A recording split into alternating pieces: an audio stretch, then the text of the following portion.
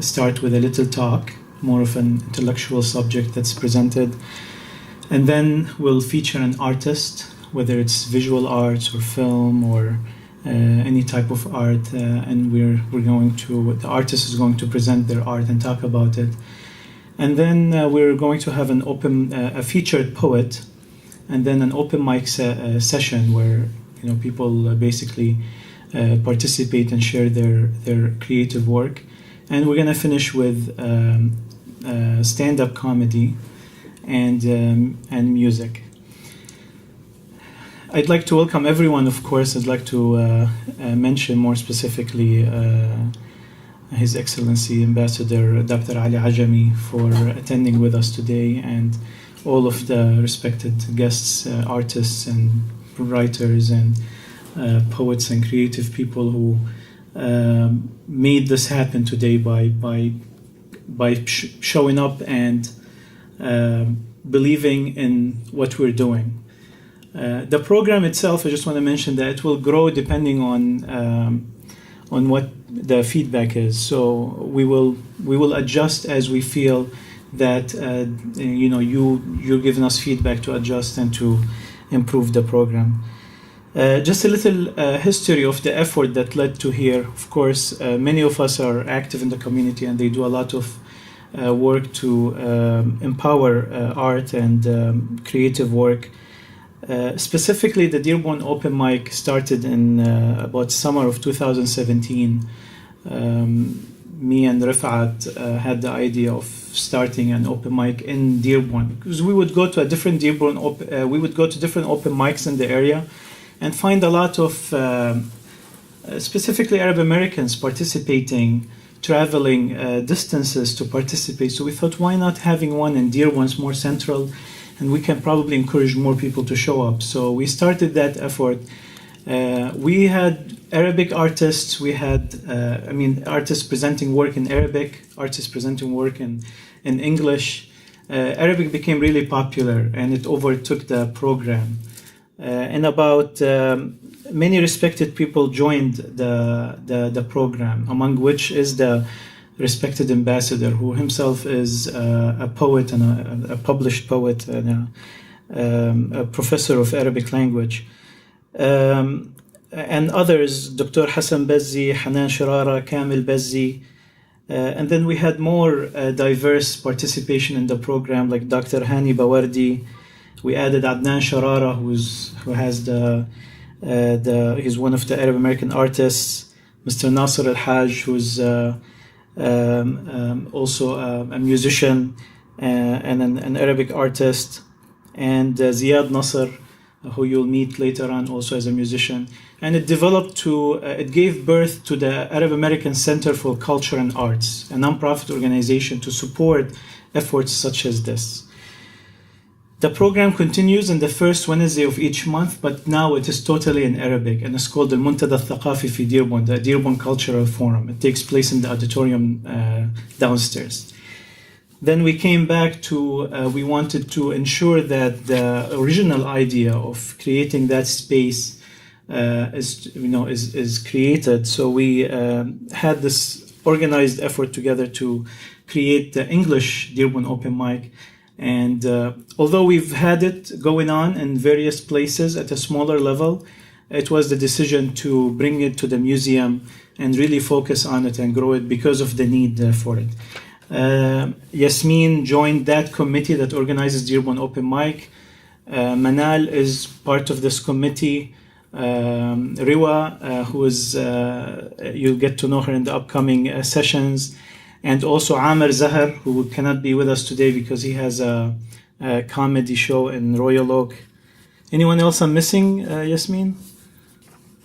Rifat, of course, is part of that committee. So just real fast that, of course, you all know why we need such a space. We have a very unique voice. It's a voice that's coming out of our community. All these words have a fluidity in them, so I'm going to stay away from defining them. What is our community? What does it mean to To have a community, how do you connect with each other in a community? The word Jalia in Arabic, what does it mean? Arab American, what does it mean? Currently, Dearborn Blog is creating a series about Arab American identity, starting with interviews with Dr. Hani Bawardi, and you can find that on the Dearborn Blog podcast. So all these questions are open, and we're creating this space to have a space where we can exchange our intellectual ideas, exchange our artistic expressions freely and truly, with all the diversity and the beautiful tapestry of what makes us a community. So I'm looking forward for what's gonna be relayed over this mic and what's gonna be heard through it. And we're not only creating that space that's inspirational for us. We're also recording these and we're producing them to the world. So Dearborn, we don't want Dearborn to be a place where you come to eat only, where you come to explore Middle Eastern food. Our Middle Eastern heritage has a lot more than tabbouleh and has a lot more than definitely I'm not against tabbouleh. So we are looking forward for these videos to be what we're producing from Dearborn for the whole world to enjoy and to share. It's also broadcast on Dearborn Blog podcast. So if you subscribe to the podcast, you can hear them. And it's also broadcast live on Facebook. And thank you for being here. I guess Yasmin asked me to read a poem. I read a poem called An Artist is an Essence. An artist is an essence. It's not what you do, it's how you see things. It's not seeing white clouds in the sky, but rather seeing blue and yellow and gray and green, white, peach lines and shades. It's walking everyday life, but 1 inch higher off the ground. An artist doesn't know what he or she wants. They know how it feels to want. They know the delicate details of an emotion. A simple touch is a symphony. Feel the paint sinking into the canvas. Don't worry who is going to see it.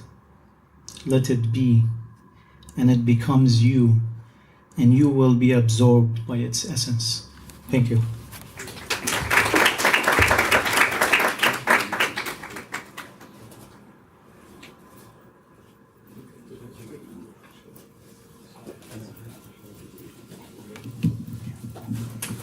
Thank you so much, Wissam.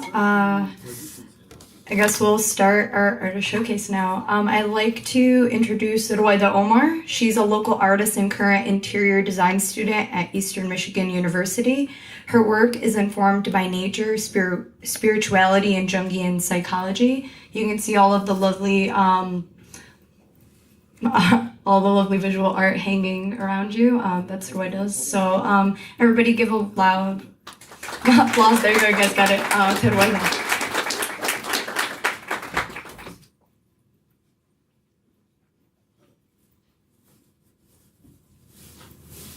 Hello, everyone. My name is Ruwaida, or you can call me Ro. I'm usually really awkward in front of audiences, so just don't mind me. But basically, I've been drawing since I've been 4 years old, and art has been a passion of mine, and my art really reflects a lot of nature and the aspects of the yin and yang. So you have black and you also have white, you have dark and you have light, and you can't have one without the other. And I think that combination is very important in our human growth.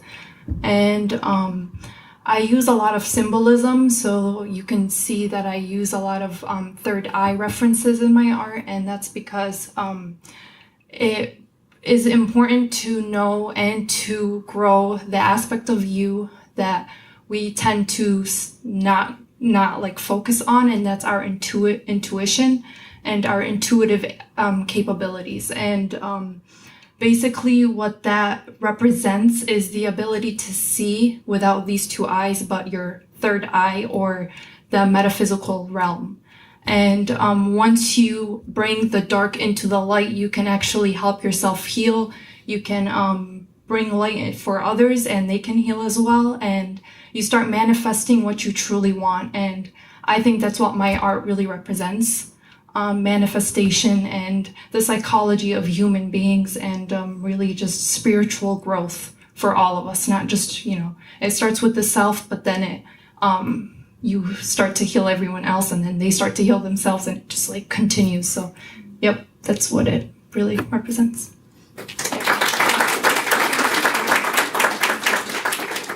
Which one's your favorite? Go grab it and grab it. My favorite one? Yeah. So this one, I would say my favorite one is, I don't have a favorite, but this one right The here. one in the middle, I think.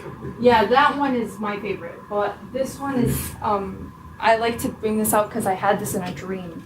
And when I was sleeping, I had a dream of a female in the middle of a circle, and then there was zeros and ones. And zeros and ones are binary numbers in math. And so basically, the universe is made out of numbers and geometry. You find geometry in nature. You find the Fibonacci sequence in a lot of things. And so I think this is very important aspect of of life, basically. But yeah.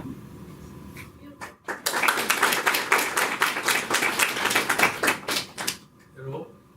Thank you, guys. One more question, no? Yeah, of course. Sorry. Is this yours? Yeah, those are mine as well, yeah. The man. Yeah. Speak about it, please.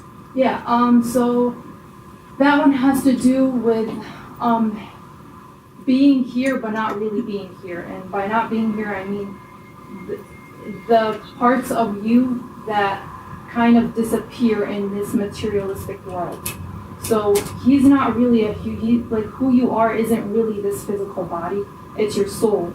So him disappearing into the lightness is kind of him just becoming the energy of who he is. So yeah, that's what that piece is about, really. Amazing.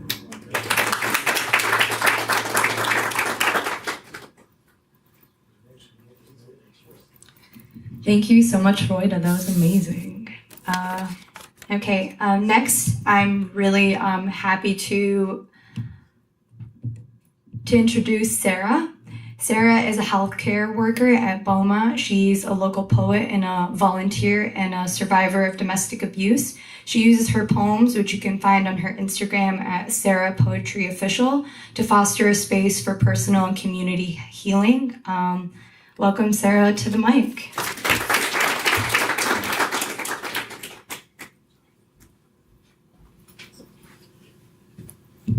Hello.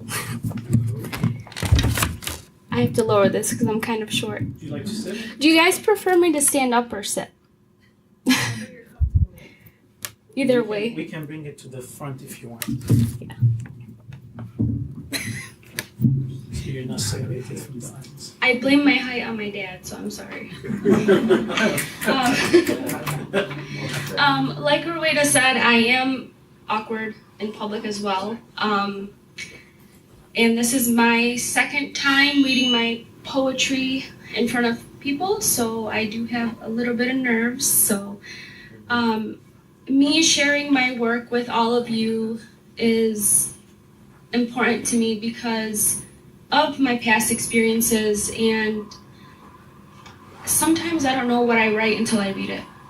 So every poem that I read tonight was written at a certain point.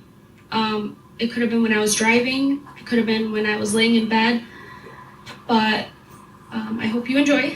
I'm going to be reading 3 poems, maybe 4.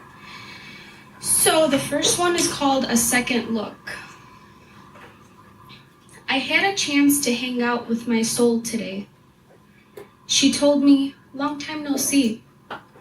I said, beg my pardon, but I just want to be alone. I thought you could see. She said, I can see you're lost. I can see you struggle. Why let life take you and throw you in the rubble? I face life with you. I feel your tears. I'm here with you, and I will be for many years. If it's one thing I have learned watching you live, this heart of yours can give. Be careful who you give your heart to, your time, your knowledge, your pain. I'm sure you know by now what kind of man is worthy enough to give up your last name. I promise to never leave, but please promise to never let me go. I know you've thought about it a couple times. Didn't you hear me? I was screaming on the inside, no, no, no. Sometimes I feel that we are far apart through distance and through your thoughts. That's when I pull you closer and hug your heart. It's time for me to step back in. Remember, I need you. I need you to be strong. I can only hold on for so long. Sorry, that was kind of like emotional for me. This one is called Summer Night. As she danced under the moonlight with her glass of wine, using the most exquisite dance moves, moving gracefully through the dry summer night, there is no amount of happiness she can feel other than this moment. Free, in a dress, no underwear, in the dark sky. She fell onto the grass and stared at the stars, tears running down her cheek. Back to reality. The third poem is called Chocolate. This is one of my favorites, not because it's chocolate, but, you know, yeah. Watching you suffer was delightful. Like a box of chocolates, taking my time and in the moment. You see, I don't wish pain on anyone. But you? Oh, you, mister, you need it. You don't know the pain you've caused my body, my skin, my heart, my brain. You drove an innocent woman insane. That's the most sinful thing you could ever do. Drive a woman of God into pieces of two. You ripped my skin into pieces, expecting me to remain sane. You stripped my voice, the one weapon I had against you, and turned it into pain.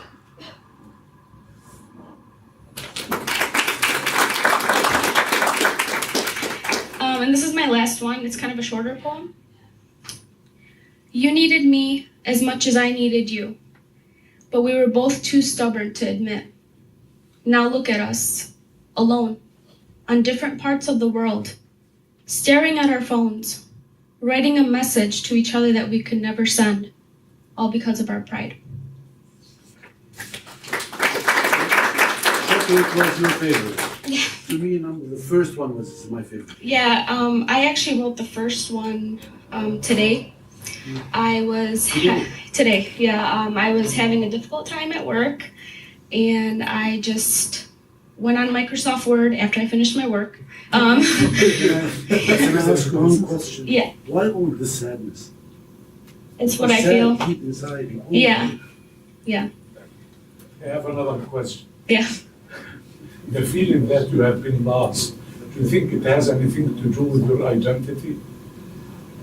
I think so, because who I am today is different than who I was in the past, just actually a year and a half ago. So being 26 and relearning myself, it's quite a struggle.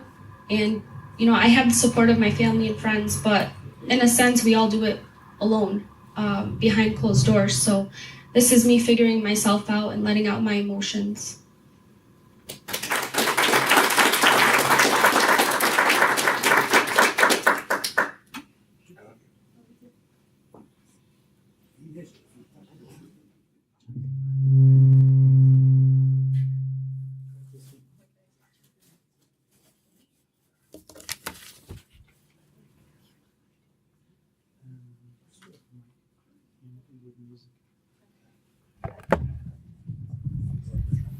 Okay, Well, everybody, thank you guys so much for being a great audience. If you want to sign up and read your work, please sign up on the sign-up sheet. I'm going to go grab it and read off the first person who is brave enough to come up and share this beautiful space with all of us. So hold on one second.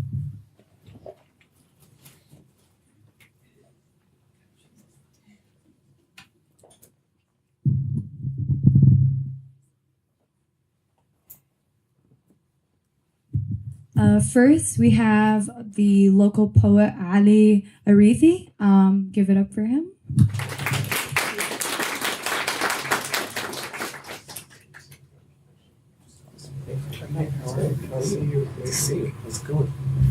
All right. So I wasn't expecting to. I was gonna be a witness today, but there it goes. Okay. So this one's called Air. I saw your picture yesterday. It made me smile, made me realize how good I had it, how good it felt to be part of your space, how good it felt to breathe the same air despite the quiet moments that air connected us. That air had our thoughts clash as we disagreed, mended our thoughts as we agreed with each other. That air made us one with nature, as if the grass underneath us voluntarily grew to a cushion of heaviness of our love as we always supported. The air sent butterflies to our stomachs when we first met because that air had my hey and your hello face each other. That air sent a surge down my spine so divine that I felt God engulf me in an array of everything that is great. Made the turbines of my lungs expand and made its way to my chest, palpitating my heart so I know how important you are to my everyday moments. Fingertips. That air between my fingertips felt as dense as rain as it falls unintentionally on the thick of the windshield on my car at a Saturday night. That air sits in the seat that you are obligated to leave because you have to wake up the next morning, setting your 10 alarms knowing full well you're only going to wake up to the last one.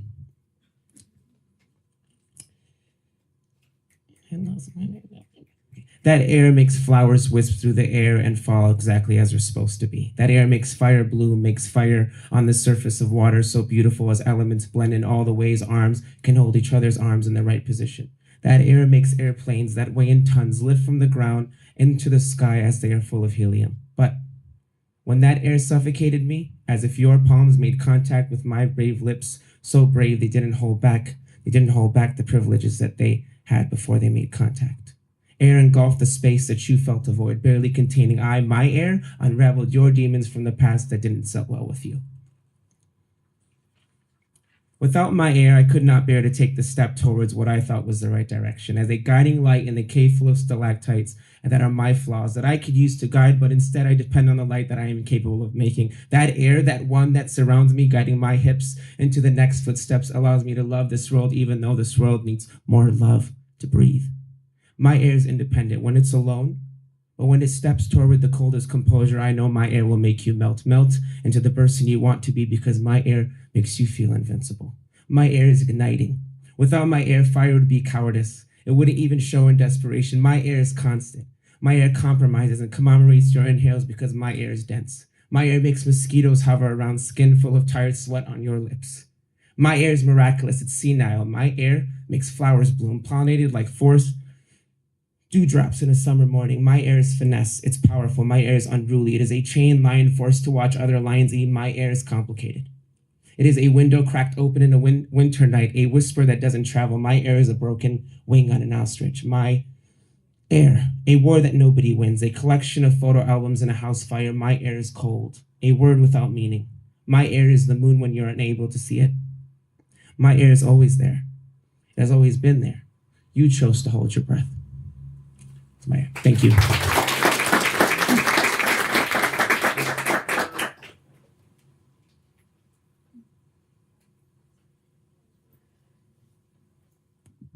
Thank you so much, Ale. The next person we have on the sign-up sheet is Rima Zalgut, and she's going to come up and read some awesome poems.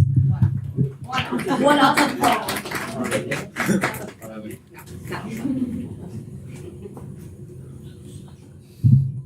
Hi, everyone. So just a little bit of backstory.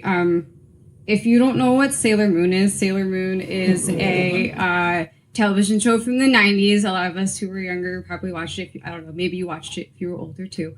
And in the American version, There are two characters, Sailor Venus and Sailor Neptune, and they're cousins in the American version, but in the Japanese version, they're lesbians. So just like a little, just so you know, get some background. So this is a poem about shame, but also like acceptance in both ways. So like as a queer woman, but also like my background and like where I come from and stuff like that. It's really short, so short and sweet. The first time I hear someone use gay as an insult, my body rejects it, but my tongue, the pungent taste of the word pricks the inner lining of my cheek, and I try, and I try, and I try to swallow the word whole. It's fused from my mouth fully formed. Yeah, that's okay. What does a 7-year-old know about sexuality, you might ask? The answer is nothing. She knows Sailor Moon, and that's it. She knows that good words don't taste bitter. She knows that Sailor Uranus and Sailor Neptune are in love and first cousins, and she knows that her parents are first cousins too. Thank you.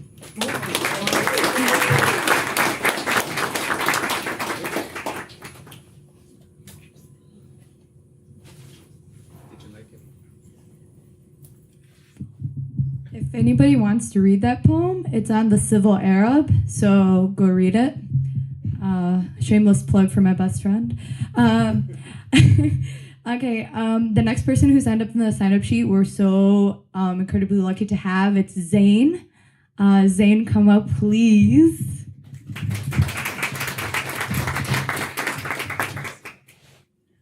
Hey everyone, I'm Zain Jukhadar. My pronouns are he and him, بالعربي هو. I'm actually the writer in residence right now at the museum, so thank you for having me. I'm actually doing a series of workshops here for emerging writers of color, so that's been really awesome. That was actually Yasmin and I connected about tonight in our workshop, so really excited to be here. So I will just read one poem in keeping with keeping this moving along. And it's called Time Lapse with Uprooted Trees and Disembodied Animals. At birth, I was declared the field of wheat to which a man might one day take a scythe. There was no swollen pea between my thighs. This was my first sin. The boys believed summer was made for them. Days were for peeling twigs from birches and burying the wet shoots. White boys were wildfires, and they came for us first. Back then, every brown girl knew what boys took from our bodies behind swamp maples. We had yet to open to the unwanted blossom of our blood. Scientists say the vagina has its own heartbeat, a thumping pulse. I learned it was a sin to kiss girls because then who would have need of men? I bellied the stones of guilt long before I realized a boy with two hearts was something you could be. Sometimes they still kick. I lost count of the men who said motherhood was Hawa's atonement for the apple of her womb. Undeserved and precious creature, listen. We all thirst at the place where we were wounded, root or mother. Today I forgot the day you died, and this betrayal was worse than all my other failings. In central Morocco, a river seems open a valley, like a finger dragged through honey, and I do not know where you are buried. It will never end, this raising, this harvest, and no one knows what grief throbs in the flesh of birches mourning bloodied daughters. I have seen the knife that uproots failed mothers. One day I will crouch in a field, and a copse of them will thirst, lift their limbs, and pick their way toward the ocean. The sun will redden. They will bathe themselves new, unburdened, and even the sea will contract into a heart, pulsing. Thank you.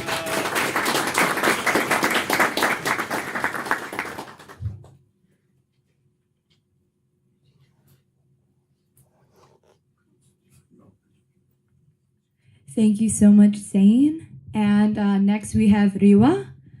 She runs Sukoon magazine. You guys should check it out. And she'll say more about herself when she comes up. Everybody give her like a warm round of applause.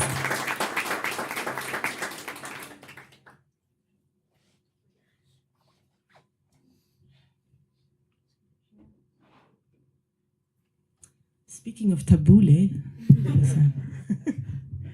hi everyone. My name is Riwa Zinati. I just moved to Dearborn literally 2 months ago, and I was living in Lebanon before that. Who's from Lebanon, or has any attachment? Okay, nice, surprising. So. It's good to be here. I am very excited to meet Wissam and Yasmin and everybody. And I'm a poet and writer, and I also run Sukoon magazine. You can find it online, sukoonmag.com. It is an Arab-themed literary magazine in English. Basically, I wanted to kind of create a platform for Anglophone Arab writers. I don't think we have enough of those, and I felt like we have a voice, and we're doing pretty good. So check it out. All right. I have 2 poems I can share with you today. Just don't know which one yet. So no, I will share 2, but I have 3. I just have to choose 2 out of 3. Anyway. Speaking of tabbouleh, there was a reason I said that, was I wrote this poem. It's called Permanent Resident. I wrote this poem like 13 years ago, 14 years ago. I was living in the US a very long time ago, immigrated, then went back closer to home to Lebanon and Dubai, and now I'm back. So this particular poem, has been revised and written and finally found a home in a literary magazine called Prairie Schooner. So I'm very happy about that. It's one of the oldest magazines. So I'll start with this one, Permanent Resident.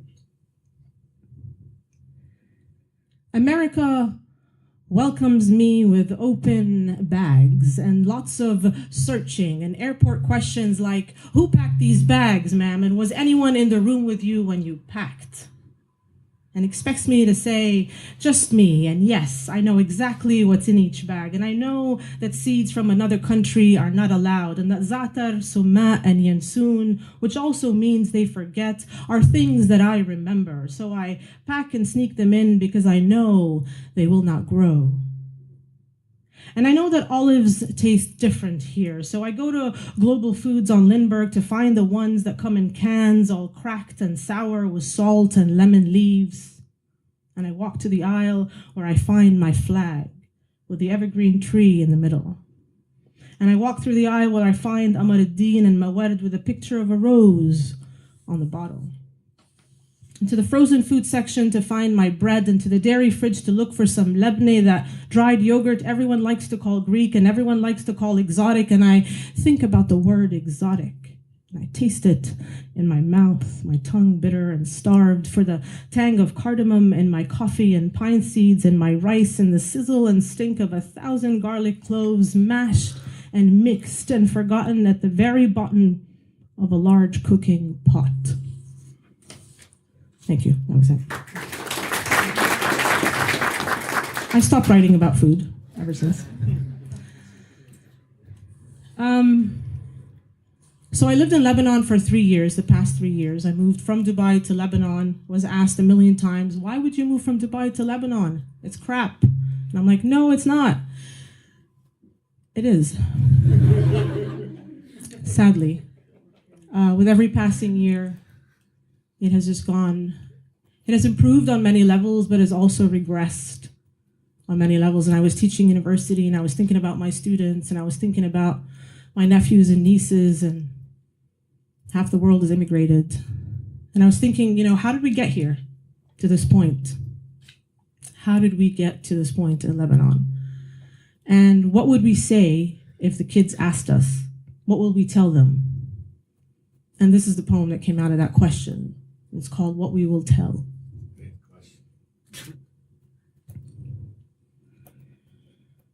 We'll tell them we tried. We told stories and wrote poems and were sometimes ignored. We filled the classrooms with manifestos and sex. We filled the classrooms with questions. We'll tell them we rode buses from the villages all the way to the city and back. We burned candles in church, and then we burned down the church. We'll tell them we did not all want to believe in the holy stories that we were fed, that we had needles pushed into our uterus and breast, how even once was enough. We'll tell them we did not mean to keep the ones in power and power. We'll tell them about power outages, the leaving of water, the shifting sun, and all the wrong colors. We'll tell them there was war here once, and then again there was war.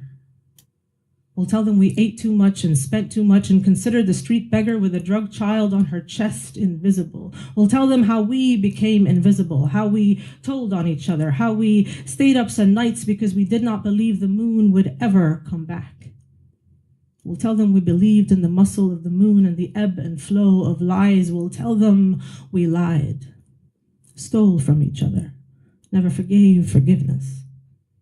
We'll tell them how we hated food, processed it, threw it up, and sometimes we ate it.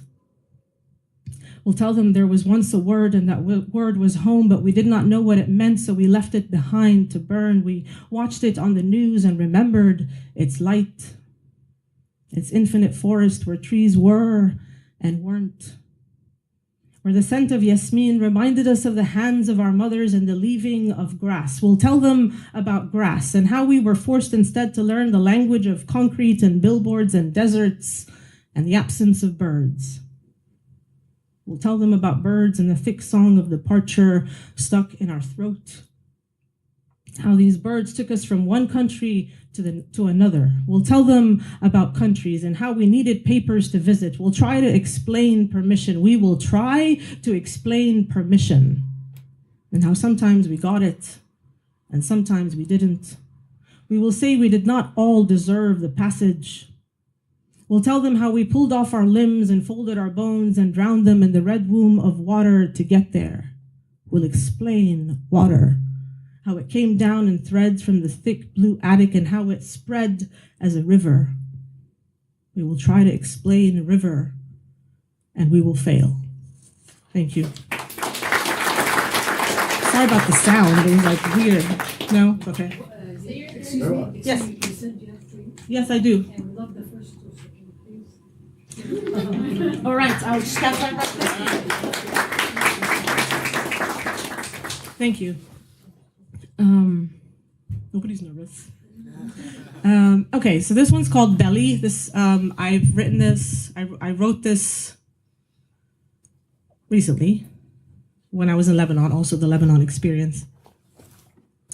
And it starts with a quote from one of the poems by Sharon Olds, who's one of my favorite poets. She says, "I come from a long line of women who put themselves first. I come from a long line of women who put themselves last, somewhere between a man's first meal and the precise folding of a clean shirt. I never understood their need to tell me da'fani or nashani to remind me of the size of my body since the last time they saw me. How they always feel they can ask me if I want children, and when I say no because I stopped saying not yet a long time ago, they turn inward to find their pockets of pity for moments exactly like these. A woman I went to school with when I was a kid actually tilted her head when she said that she's really sorry that I don't have kids. She says, "I'm really sorry, Riwa." And we were both standing in the plant section of IKEA somewhere in the middle of a mall in the middle of Dubai where everything dries and nothing grows. And maybe in her mind, that's what my body was made of. My gynecologist once told me, only selfish women choose not to have children. And I wonder if she knew that it took me a while to understand that all she was trying to do was run her business. The most sacred woman we are taught is the ultimate virgin, the mother of God who never had sex but somehow managed the birth. While growing up, I was urged to wear skirts, to keep my knees together, to wear my hair long, the same color, to eat less and less often, to check in with my brother each time I went out. I come from a long line of women who kept their mouths shut, who made sure they stayed smaller than the shadows of all their other halves. Perhaps, with enough evolution, our bodies will only be uterus and breast. What use do we have of arms and legs? What use do we have of tongues? Thank you.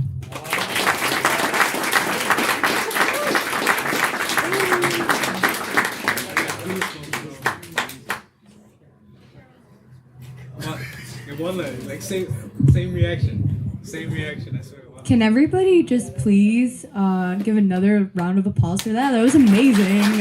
Like, I have to hold my breath right now. So the next person who signed up is a student of mine, Ali Sob. He recently won the slam that we had at Fortson High School. So that was ran by the Arab Student Unit. So warm welcome for Ali. What's up, guys? All right, can I do 2 poems? Is that cool? Everyone? 2 poems? All right, cool. No, you can't. You gotta do it 3. I'll try. What is that? 5 minimum. Five minimum? All right, I got you. All right. How can I speak for a place I have never been to? Stand up for a country I am not from? Is it because the heart chooses what to feel? Humanity that binds us. To realize your oppression is my problem. Your pain, my pain. Your struggle can have these fists. I live in America, the land of the free, they call it. You live in Palestine, stripped away from land we know. I wake up to an alarm clock. You wake up to the sound of bombs. I wake up to Baba saying, Ali, you're gonna be late to school. You wake up to Teta saying, Habiba, hurry up if you wanna live. I brush my teeth, you brush off the wound. I wash my face, you wash away the blood. I wear my Jordans, you wear your heart on top of your skin. I go to school, you go to war. I watch you on the news, you are the news.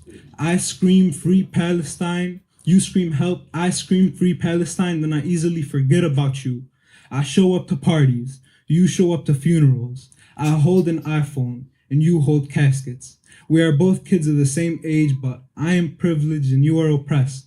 If we lived in my fantasy, I'd be Peter Pan. I'll pick you up and off to Neverland. If we lived in a magical world, I would turn bombs into your wishes. I would turn your broken house into a golden palace, your tears into chocolate syrup so that when they're falling down your cheeks, you end up tasting something sweet. I would make Palestine, Palestine once again for you. I would turn tanks into stone, would turn guns into plastic. I would turn IDF soldiers into Oompa Loompas, and we would debkit until joy itself became jealous of us. In a perfect world, I would do all these things for you. But the world, far from perfect, and me, only 17 on the other side of the world, will wake up to an alarm clock. And you will once more wake up to the sound of bombs. You will scream help, the world will scream free Palestine. Then check social media, and we will watch that crazy football game, and we will continue to let the system distract us from ever helping you. You scream help, we scream free Palestine, then we turn the other way. I'll keep getting to live. You will keep dying until this world decides, beautiful boy, that you are somebody worth saving. Thank you.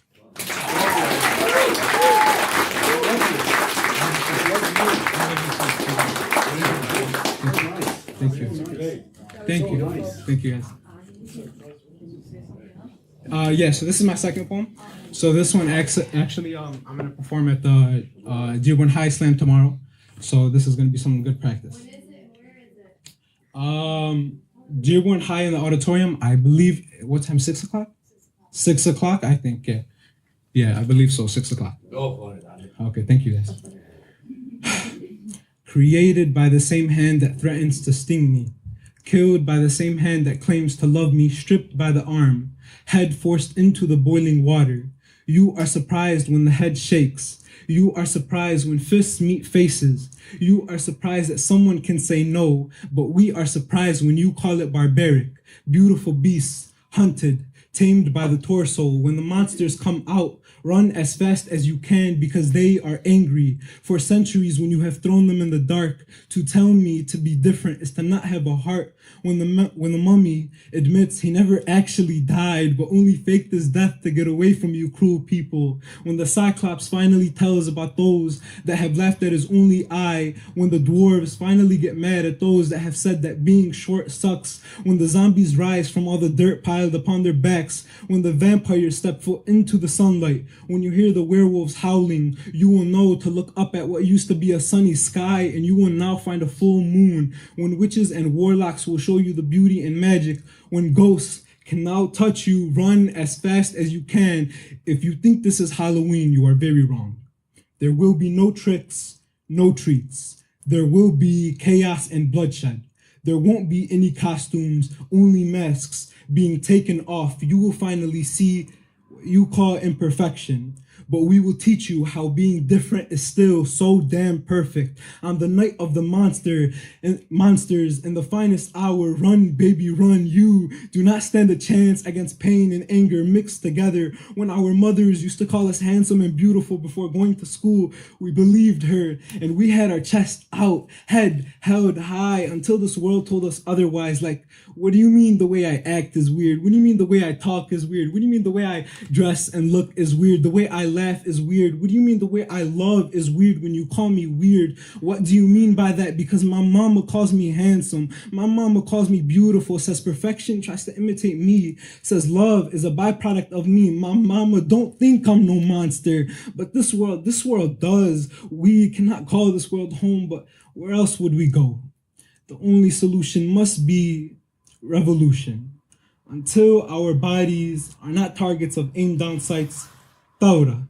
Until you can put away the shoddy when we talk, revolution. Until you try to actually get to know me, and until the thought of touching a monster's hand doesn't seem so scary.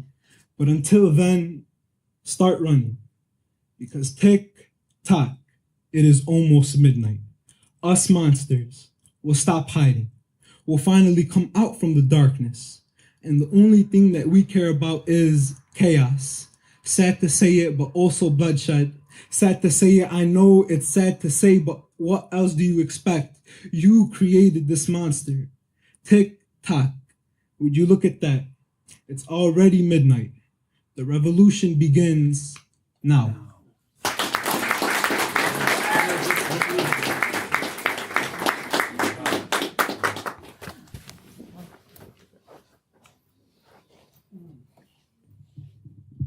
Thank you so much, Ale. Those were wonderful. We have our last person on the sign-up sheet is Lateri. Please give a round of applause for Lateri.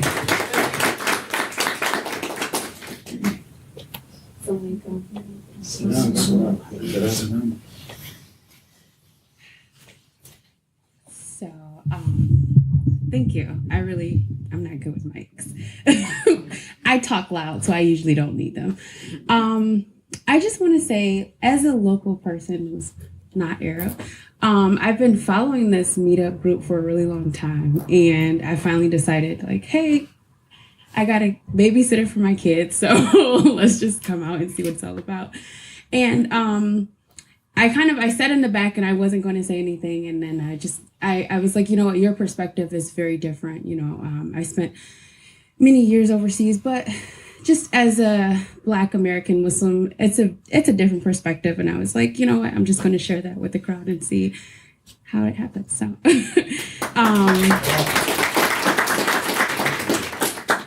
the first poem that I'd like to share, it's called Womanhood, and it was something I wrote for my mother after she passed, and it was many years ago, before I was a mother, before lots of things.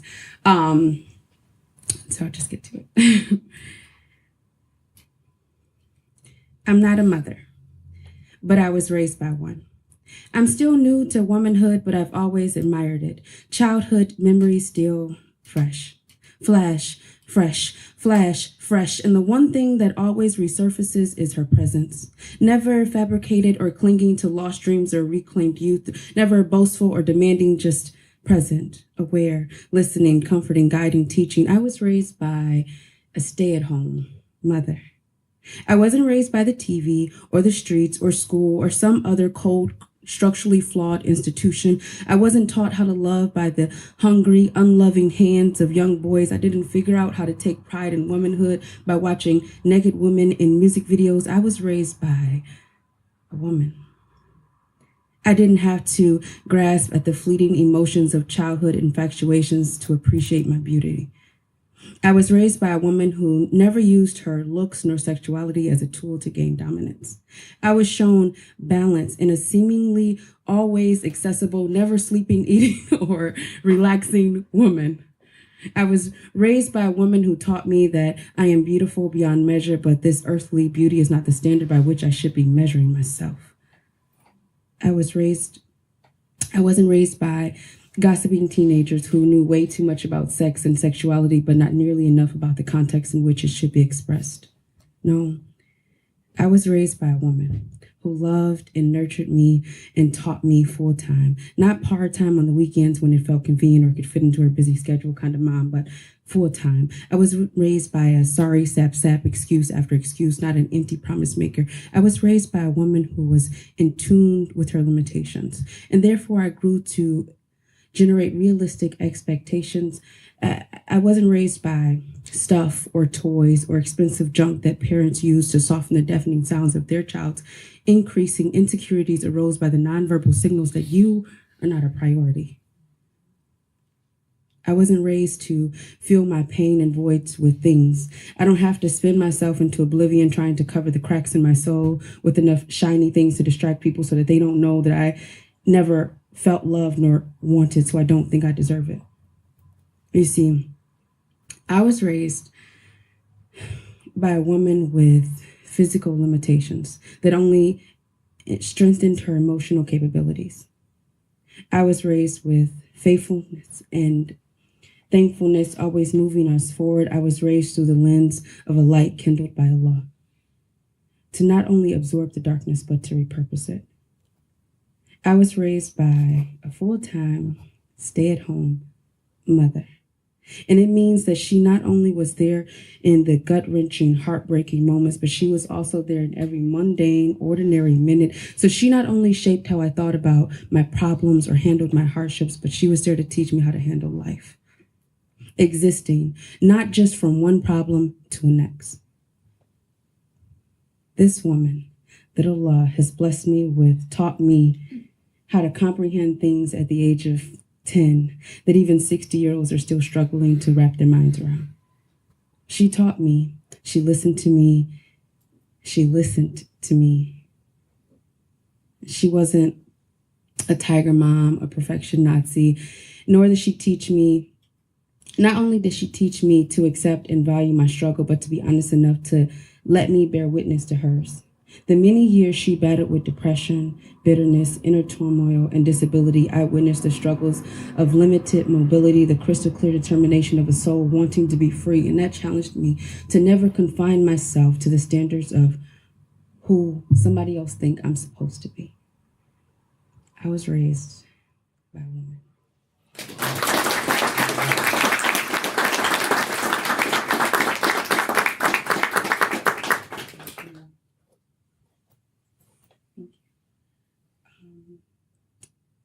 The second one, it's shorter than the first one.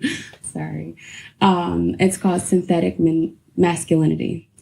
And I'll just say it was written before my son, but it's still a tribute to him.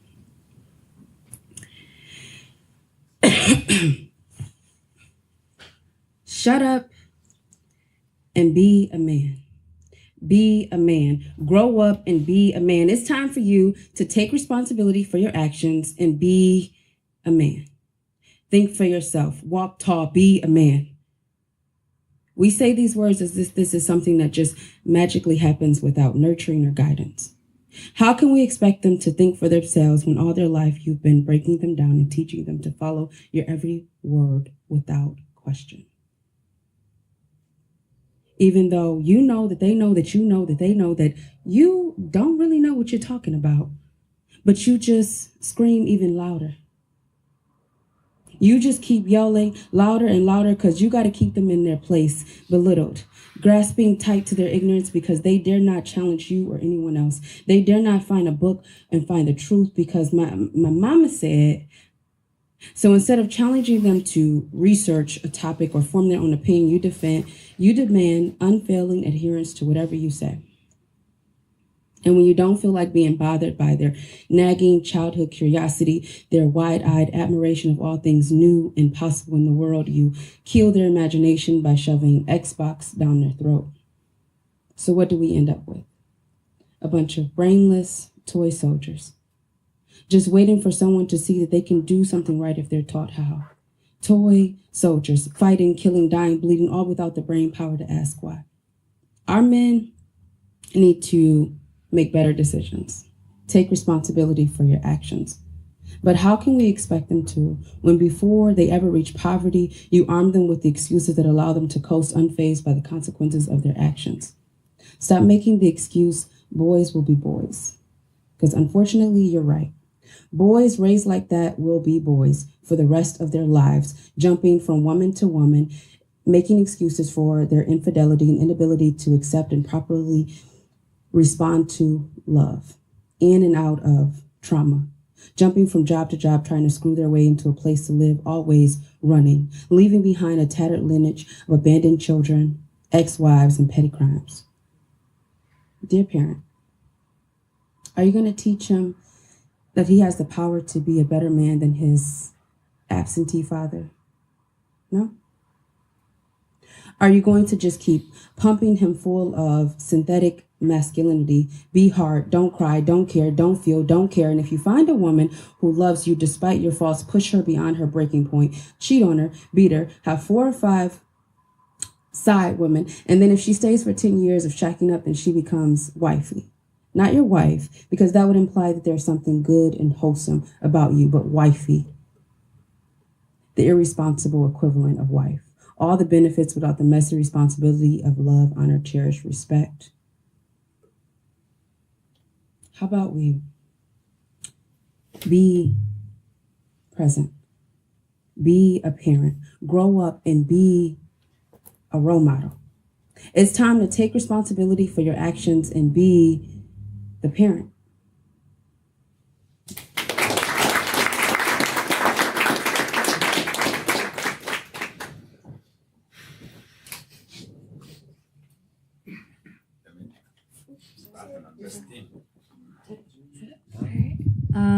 Thank you so much, Leteri, for that. And thank you, everybody who participated in Dearborn Open Mic. You guys were awesome. Now we're going to have our music performance. Yara El-Haj is a Lebanese-American singer who sings in 4 languages, French, Spanish, Arabic, and English, and is studying child psychology at Schoolcraft College. Please give her a warm welcome.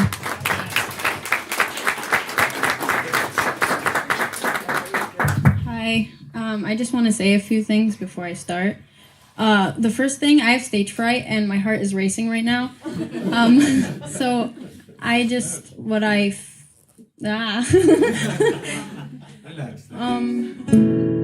so I feel like this audience is really accepting and understanding, and I do want to say to everyone that came up and shared their art, I'm very proud of you, and you're so talented. It takes a lot of courage to speak from your soul and, you know, actually share your art, because that's really nerve-wracking.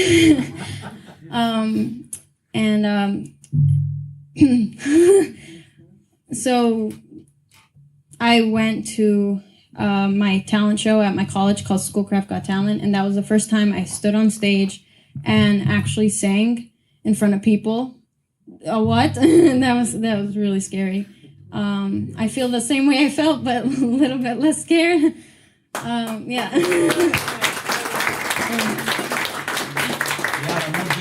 No judgment. Thank you.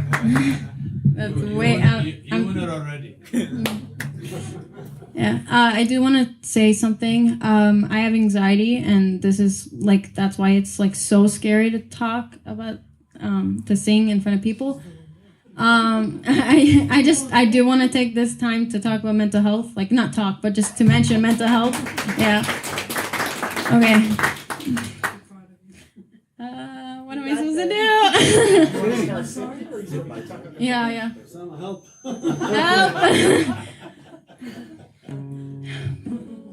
Are you gonna sing first? Yeah. Who's on the guitar?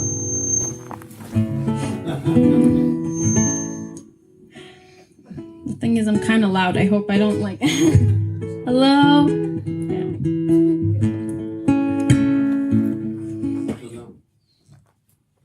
Okay.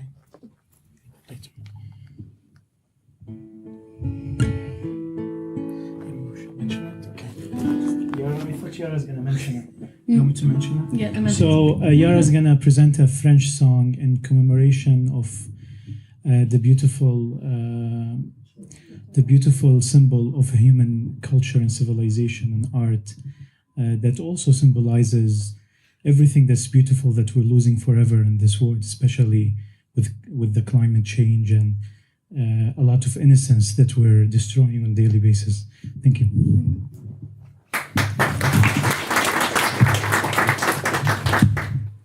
I'll first be singing in English, but then, yeah, okay.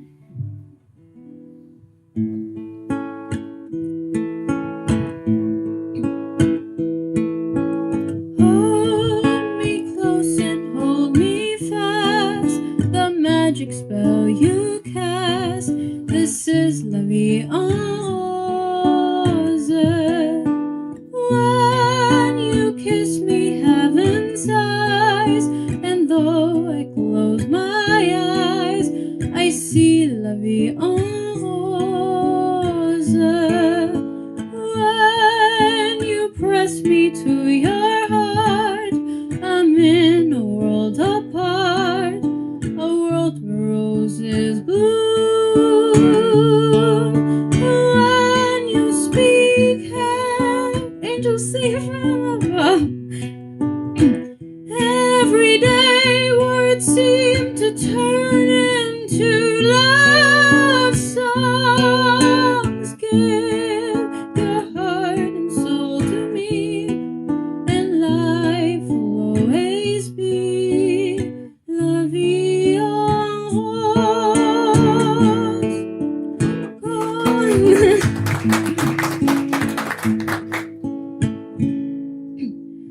Quand il me prend dans ses bras, il me parle tout bas, je vois la vie en rose. Il me dit des mots d'amour, des mots de tous les jours, et ça me fait quelque chose. Il est entré dans mon cœur une part de bonheur dont je connais la cause. C'est lui pour moi, moi pour lui dans la vie. Il me l'a dit, là j'aurai pour la vie.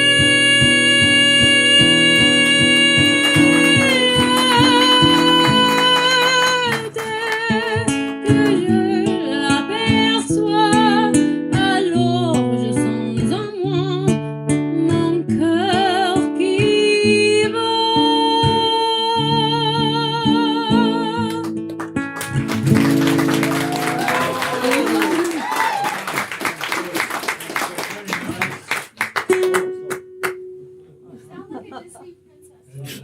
The slower one? Okay. I'll do it again. I'll do it. Bubba. Mom. This is lower one.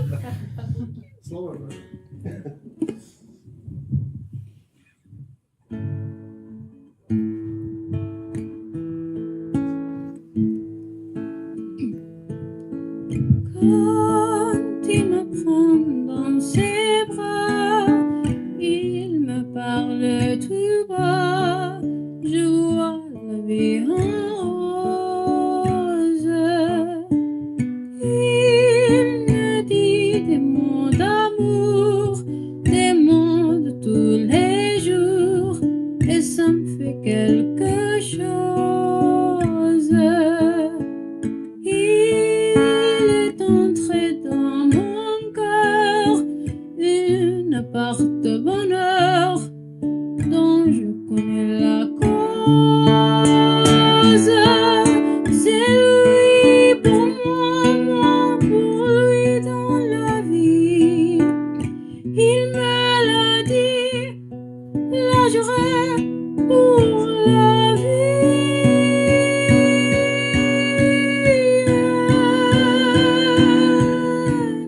Dès que je l'aperçois, alors je sens en moi mon cœur qui bat.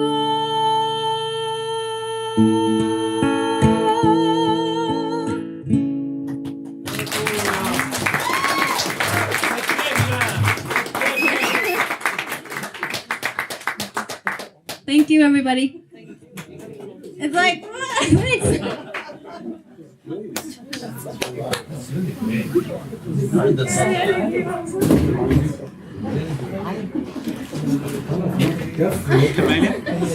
Yeah, of course. Yeah, she used to be my teacher. That's Well, what a lovely evening. Thank you, everybody who came out and supported, who read, shared their work.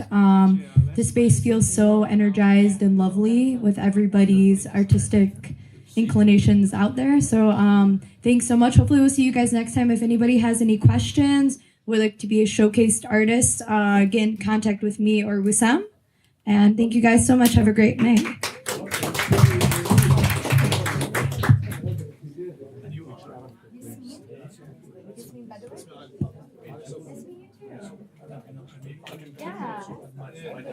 Oh my gosh, I love Canada.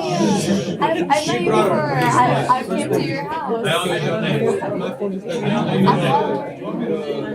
I like to see you too. Your daughter is like one of my favorite people in the entire world. So,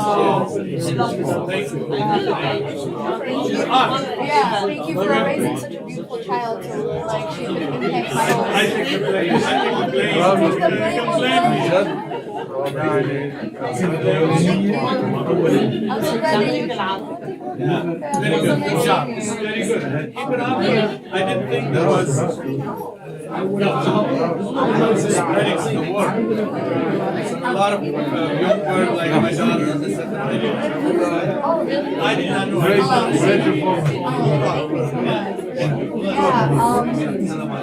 I'm friends with Amanda. So she didn't come. Oh, I don't know if she's here now. No, it doesn't matter. They should make some platform stuff. I'm glad that. I mean, I made it.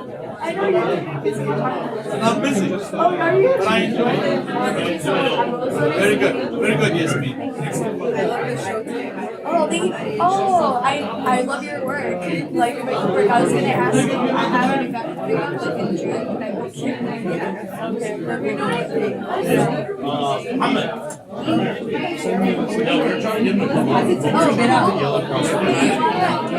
like, is it gonna be a monthly thing? So would you like to be like a showcase, or you just want to keep up like after I just release? After you don't want to be a showcase at all? Because like I'm trying to find showcases like.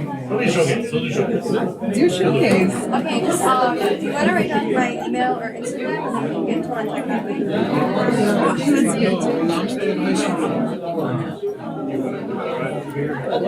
Yeah. That's what do you write in here? Yeah, that's why I think like Thank you so much. These were wonderful. I love this. Did you write them? I remember the conversations that you had in our online session. I wrote the whole piece. Yeah, one of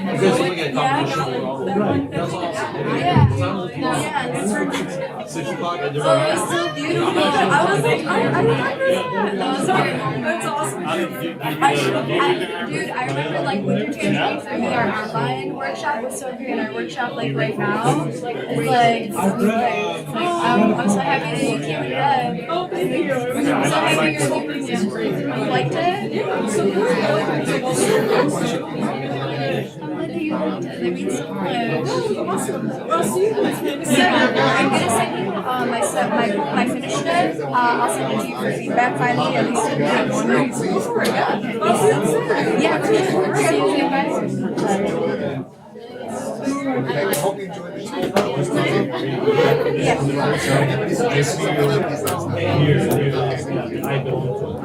Really? Because he's a writer. That's the whole point of this, because like I felt the same way. So I've been writing for a while, and then there's no space. Like I would always have to go to Detroit to write at coffee houses or like to find the community there. And I was like, there's a lot of writers in Dearborn. Like they deserve a space like to be heard. So we came up with this idea. And, like I'm so glad that you see that with this email with like a quick person bio and a sample of your work, and then we'll stay in touch with like the next one. Can you just come and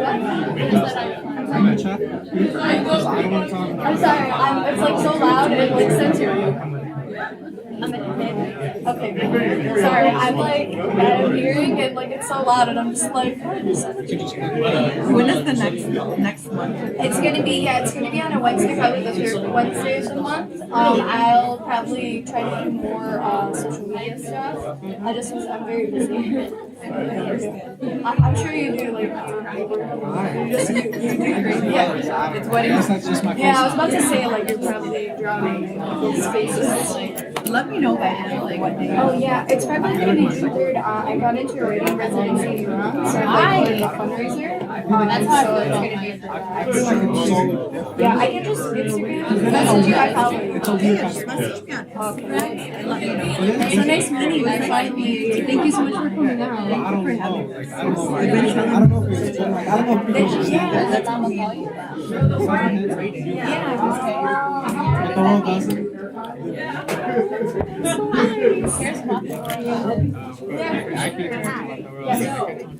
Yes. I don't know if I like it. I don't know if I want to come on it tomorrow. I don't know. I'm sorry, say that again. It was really lovely to hear your band. I don't really hear, but I know some. And I with your Sunday play, really like traveled like this really like fantastic country, and then purpose it. One person that I know was in this like music program at Boston, and I feel like you really enjoyed it. And tomorrow I sort of felt like I was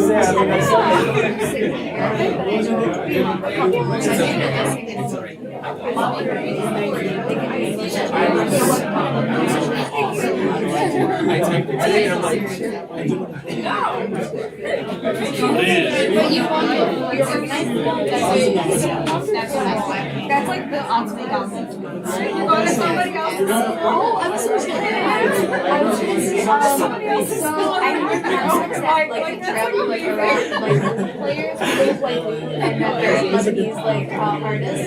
So I can definitely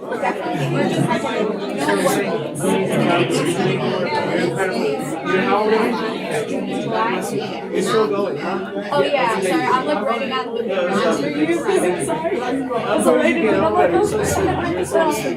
So tomorrow, I have an Eastern. Yeah, it's Eastern. Yeah, I have one of my friends who's a player in Louisiana. He plays like jazz stuff. He plays actually gospel music also. Yeah, he's a very interesting person. I could ask him if you want to come. See, I wish it was like that when I was in Oh my god, definitely. There's a band, City of June, they're in Chicago. They're also good friends of mine. They're supposed to be coming in June, but they're in Berlin. So residency. I'll like get that information. I'll just send you out everybody's information. And if it's like I said, just okay, perfect. Yeah. Everybody doesn't have it. That's why, like, I'm like, who can I find in the community? I like a lot of like an established artist, but it's much better for them to feel like do these experiences that they can take that and to take that. I mean, that's how I see it. Oh,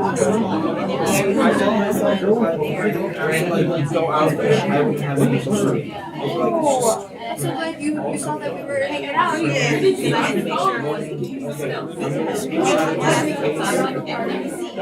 Yeah, no, the last couple of times I just had issues with speech, and I was really adamant about having it here. So I was like, we're not gonna do it.